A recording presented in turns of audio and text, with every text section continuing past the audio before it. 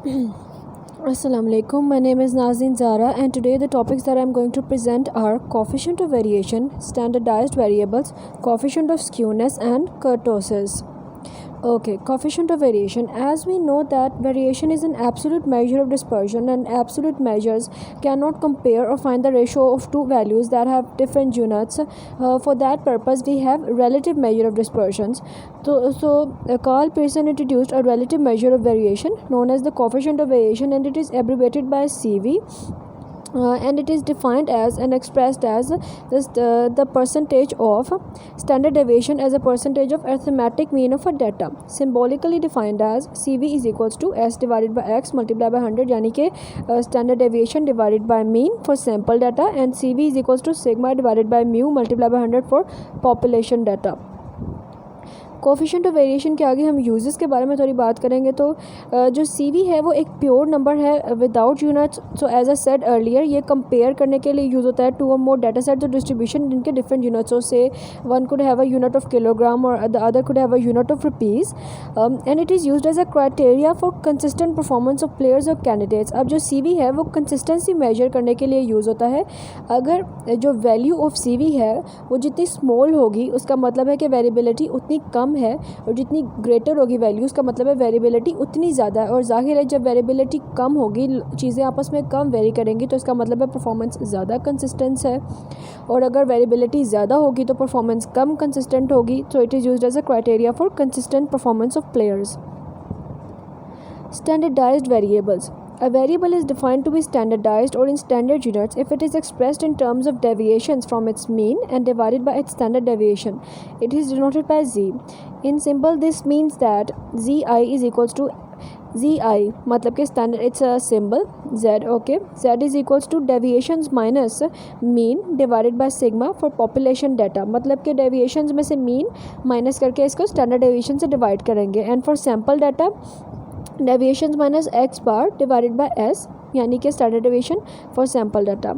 Okay, और next topic is skewness. Departure from symmetry in a distribution is called skewness. Okay, as we know that ऐसी distribution जिसके अंदर सारे mean median mode को inside करते हैं और जो कर्व है उसके दोनों टेल्स की लेंथ इक्वल होती है, वो सिमेट्रिकल होती है।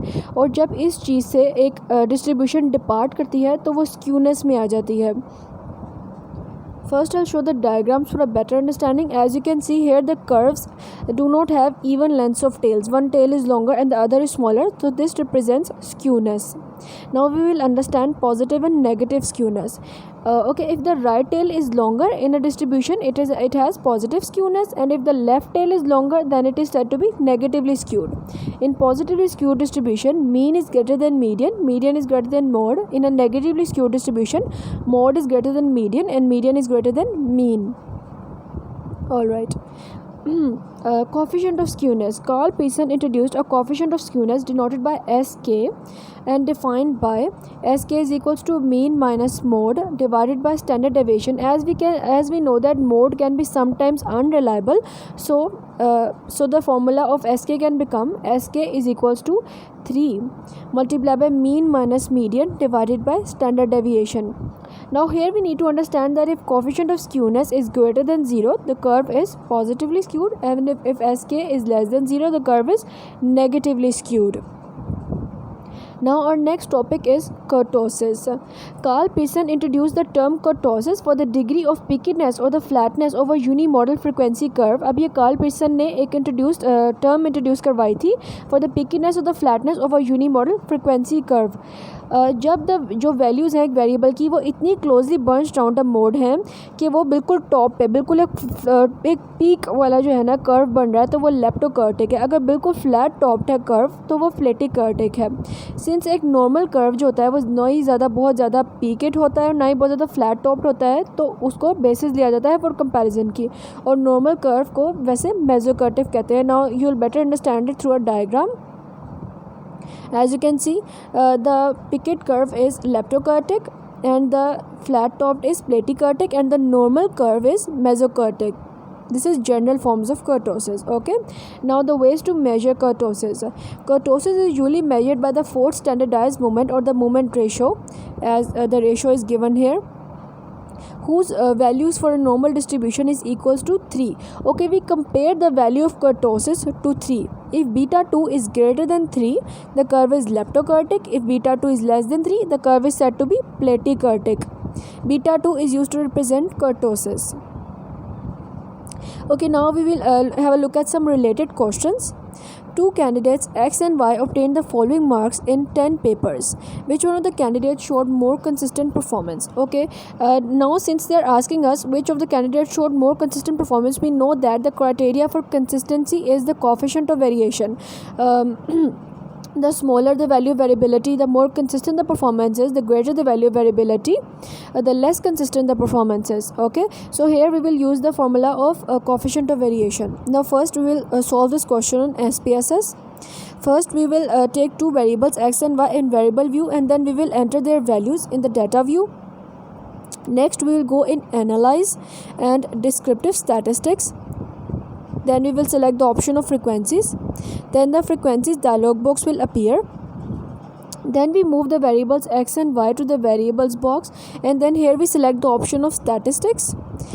In statistics we select the options of mean and standard deviation, since we are going to find the coefficient of variation. Then we select the option of continue and then OK. Here on the output screen you can see that we have the mean and standard deviation of X and Y. Now we apply the formula. As you can see here, CV is equals to S divided by X multiplied by 100. Now for the value of X, we divide its value of standard deviation by its value of mean. And for Y, now you can see that the value of X is smaller than the value of Y and smaller the value of CV. The greater is the consistency, so X is more consistent. Now our second question is calculate B1 and B2. Now we know that B1 is used to refer to skewness and B2 is used to refer to kurtosis. So we have to find skewness and kurtosis for this group data. Whenever we have group data, for entering it in SPSS, we calculate midpoints of the groups here of the class limits. We enter it in SPSS. First we enter it in SPSS, as you can see. Then we go in the option of data. We select the option of weight cases. Then this dialog box will appear. Okay, here you select the option of weight cases by, and then you move the F variable to in this box. Okay, using this arrow. Then you select OK. Then this blank screen will appear, which will have written weight by F. On this blank screen you select the option of analyze and then descriptive statistics, and then you select the option of frequencies. Then the frequencies dialog box will appear. Here you move the variable X or whatever you want to name it, groups or X, to the variable dialog box. Then you select the option of statistics.